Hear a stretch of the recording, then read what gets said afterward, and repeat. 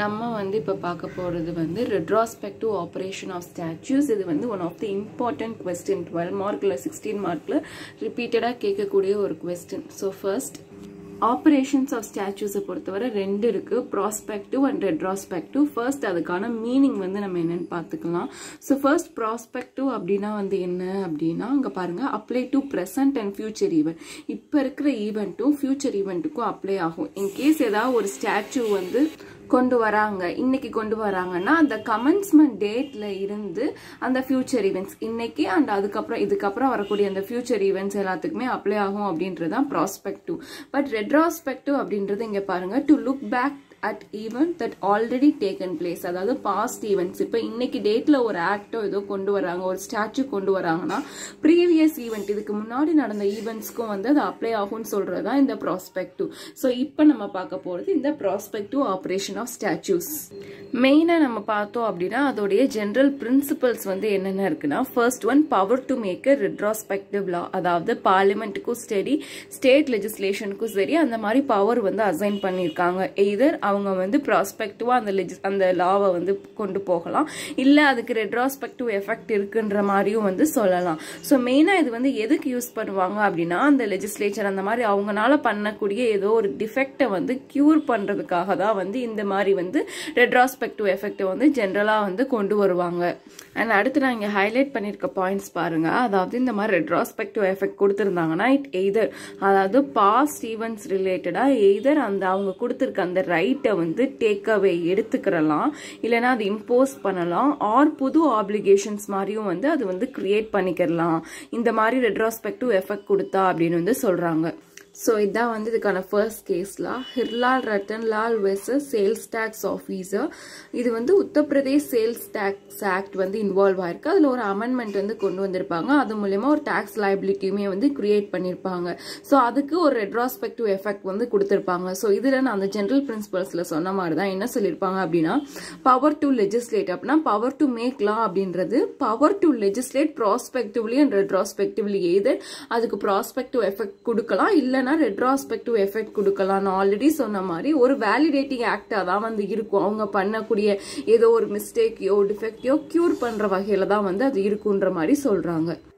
அடுத்து செகண்ட் கேஸ்ல இந்த A A cotton versus director of education. இதுபடி வந்து உத்தரப்பிரதேஷ் இன்டர்மீடியட் எஜுகேஷன் ஆக்ட் கீழே செக்ஷன் 16F கீழே வந்து டைரக்டர் ஆஃப் எஜுகேட்டர் முன்னாடி வந்து அந்த பிரின்சிபல்கான செலெக்ஷன் வந்து பெண்டிங்ல இருக்கும். அது பெண்டிங்ல இருக்கும் போதே என்ன பண்ணுவாங்கன்னா அமெண்ட்மெண்ட் மாதிரி வந்து கொண்டு வந்திருப்பாங்க. அந்த அமெண்ட்மெண்ட் மூலமா அந்த பவர் வந்து அந்த டைரக்டர் கிட்ட இருந்து வந்து எடுத்துருவாங்க.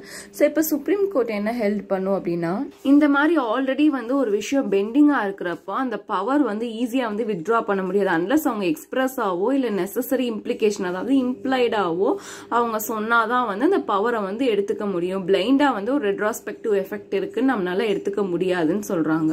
ஜென்ரலா எடுத்து பார்த்தோம் அப்படின்னா சப்ஸ்டான்டிவ் லா ப்ரொசீஜர்லாம் நமக்கு தெரியும், அதாவது ரைட்ஸ் அண்ட் லைபிலிட்டிஸ் ரிலேட்டடா இருக்குது இந்த ப்ரொசீஜரை வந்து சொல்றது. இப்ப சப்ஸ்டான்டிவ் லா ரிலேட்டடா எப்பயுமே ஒரு பெர்சம்ஷன் இருக்கு, எந்த லாவா இருந்தாலுமே ஃபர்ஸ்ட் வந்து அதை ஒரு ப்ராஸ்பெக்டிவா தான் எடுத்துக்கிறணும். அண்ட் நம்ம சொன்ன மாதிரி எக்ஸ்பிரஸாவோ இல்லை இம்ப்ளைடாவோ வந்து அதை ரெட்ரோஸ்பெக்டிவ்னு சொன்னால் மட்டும்தான் நம்ம அதை வந்து அப்படி இன்டர்பிரேட் பண்ணிக்கிறணும். அண்ட் இது மோஸ்ட்லி எதுக்குன்னா அந்த பனிஷ்மெண்ட்டை வந்து இன்க்ரீஸ் பண்ணுறதுக்கோ இல்லை டிக்ரீஸ் பண்ணுறதுக்கோ வந்து இதை வந்து யூஸ் பண்ணுவாங்க.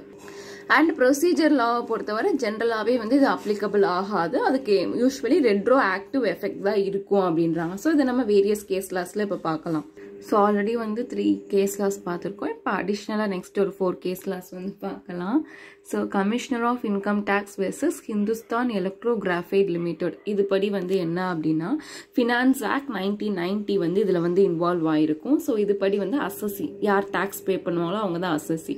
ஸோ அவங்க வந்து இன்கம் டேக்ஸ் வந்து ஃபைல் பண்ணியிருப்பாங்க. ஆனால் வந்து பழைய அதாவது இந்த ஆக்ட் படி வந்து அடிஷ்னல் டேக்ஸ் வந்து கட்ட தேவையில்லை. இதில் டேக்ஸ் அசிஸ்டன்ட் ரிலேட்டடாக அடிஷ்னல் டேக்ஸ் கட்ட தேவையில்லைன்னு சொல்லியிருப்பாங்க. பட் இடையிலேயே வந்து ஒரு அமெண்ட்மெண்ட் மாதிரி வந்து கொண்டு வந்து ஒரு ரெட்ரோஸ்பெக்டிவ் எஃபெக்ட் இருக்குன்னே வந்து சொல்லி அந்த மாதிரி அடிஷ்னல் டேக்ஸ் வந்து பே பண்ணணுன்ற மாதிரி சொல்லியிருப்பாங்க. அப்போ அசஸி என்ன கிளைம் பண்ணுறாரு அப்படின்னா இந்த மாதிரி கட்ட தேவையில்லை, அடிஷ்னல் டேக்ஸ் கட்ட வேணாம் தேவையில்லைன்ற மாதிரி சொல்கிறப்ப கிளியராக கோர்ட் ஹெல்டு பண்ணியிருக்கும். இதில் ரெட்ரோஸ்பெக்டிவ் எஃபெக்ட் இருக்குன்றனால சொன்னனால கண்டிப்பாக வந்து அவங்க அந்த அடிஷ்னல் டேக்ஸ் பே பண்ணியே ஆகணும் அப்படின்னு.